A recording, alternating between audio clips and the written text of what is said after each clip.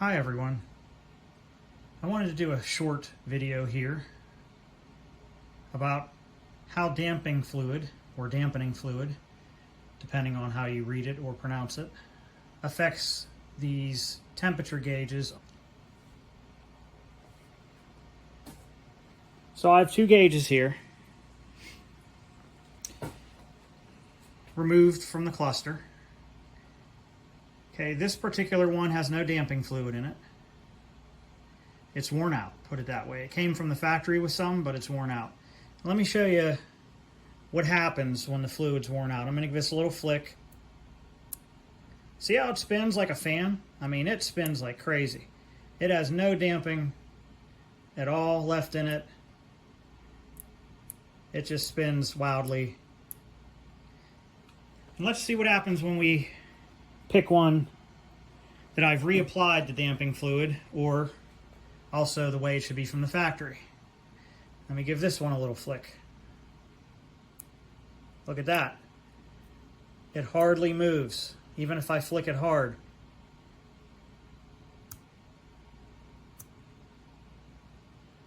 It still moves gently if you move it slowly, but if it's hit hard,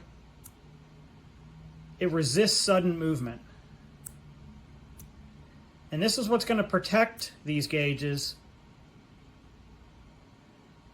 For example, during the bulb test, it'll be protected from the harsh and violent slamming against the peg for the temperature gauge. You might be asking, well, is it too sticky for the gauge to work at all?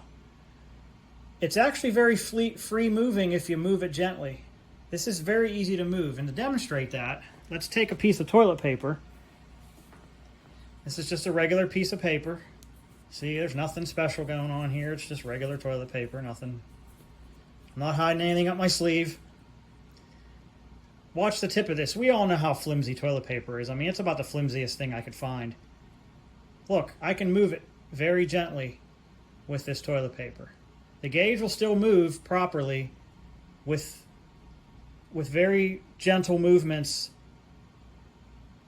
Changes in like temperature or oil pressure or fuel will still be allowed to move slowly. There's no gauges really that need to move instantly.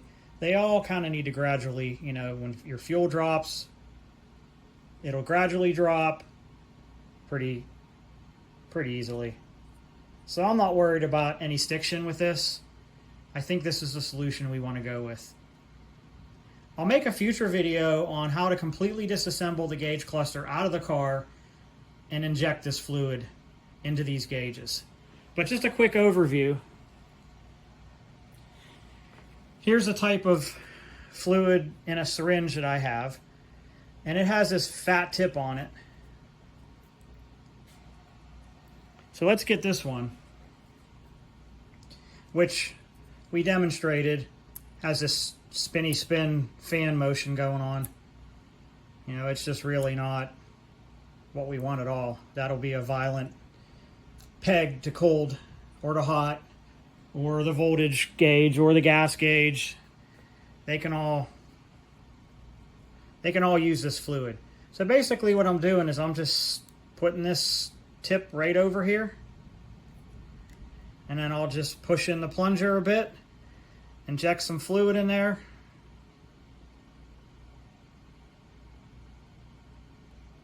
Takes a lot of force because these gauges, or this fluid, I mean, is very, very thick.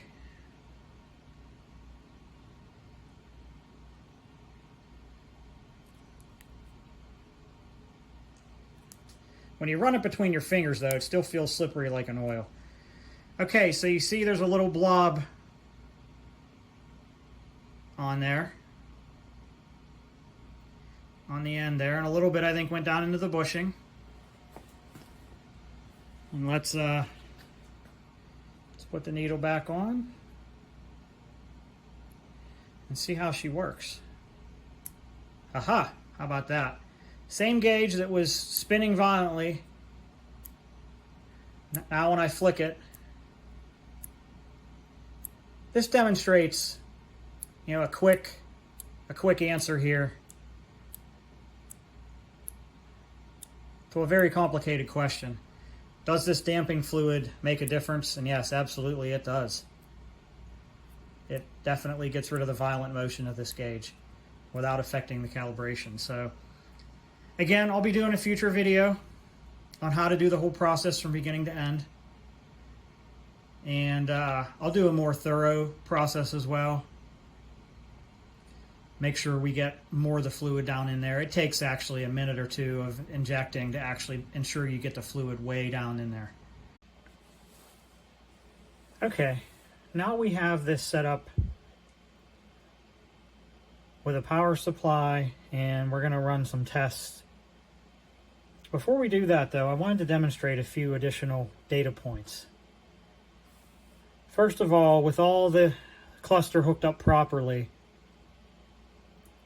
and no sensors hooked up, the oil pressure gauge wants to peg high and the fuel gauge wants to peg full.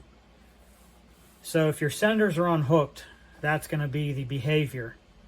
The fuel gauge here has not been modified. This is stock, right off this cluster with no modification. I did not inject any kind of dampening fluid into this gauge. So I want to show you what will happen with a stock gauge that's working properly. If I move the needle all the way to empty and I let it go, see how gently it goes to full? I'll show you again. So that's what the stock dampening fluid causes on these gauges directly from the factory. Now this oil pressure gauge, the dampening fluid is worn out, and so watch what happens. Bang. Okay? And it's that banging action, let me just remind you guys, it's that banging action that's causing gauges like this temperature gauge and even the voltmeter there, it'll knock these all out of calibration. When any kind of hard pegging happens, might be, yeah, see there's some damping fluid left in this one too. But I've seen that wear out where this just pegs hard to 8. And it'll also throw those out of calibration. In fact, my own 95 Caprice is out of calibration on the volt gauge because of that.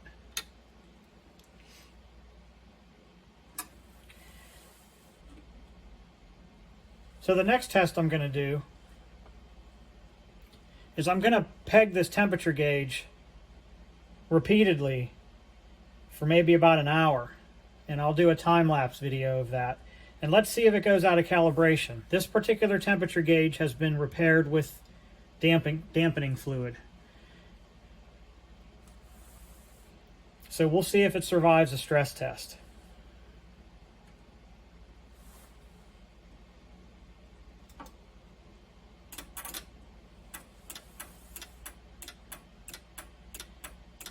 So we'll just let that sit there and peg this just like it would if it was getting the bulb test. And we'll let that run for an hour.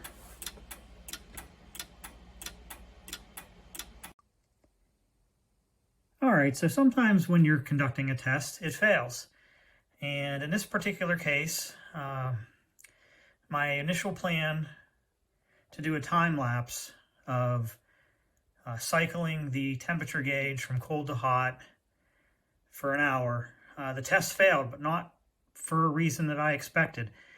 So basically I learned during the testing process that if you continuously peg this gauge to hot, meaning you're shorting it to ground for an hour straight, once a second, actually I think that was cycling slightly faster than a second, it tends to overheat the coils in that gauge.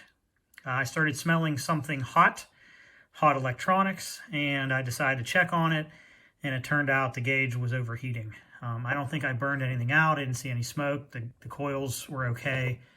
They were just getting hot. So I had to modify the test, and I performed a second time lapse.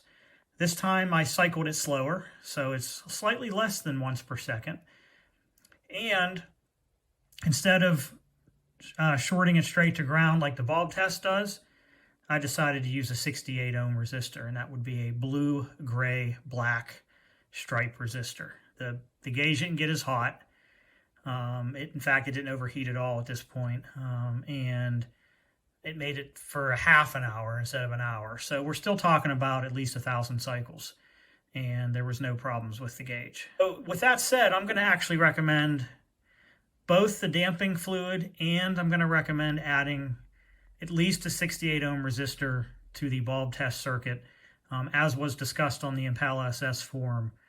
I think both solutions kind of work hand in hand to protect the temperature gauge at least. You can't really get away with just one of those. I think both solutions is going to guarantee that these gauges last another 20 years.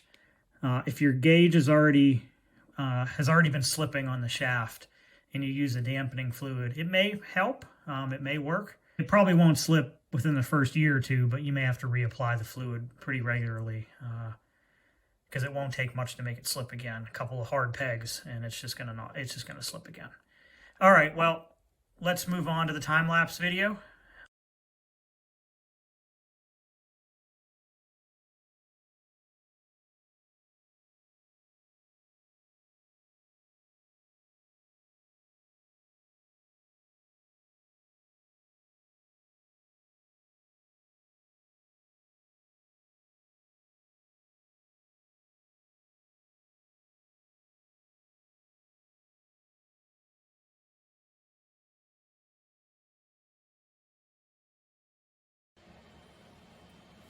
All right, so what we just saw now is 30 minutes straight of repeated stress testing on the temperature gauge after injecting it with 1 million CST dampening fluid,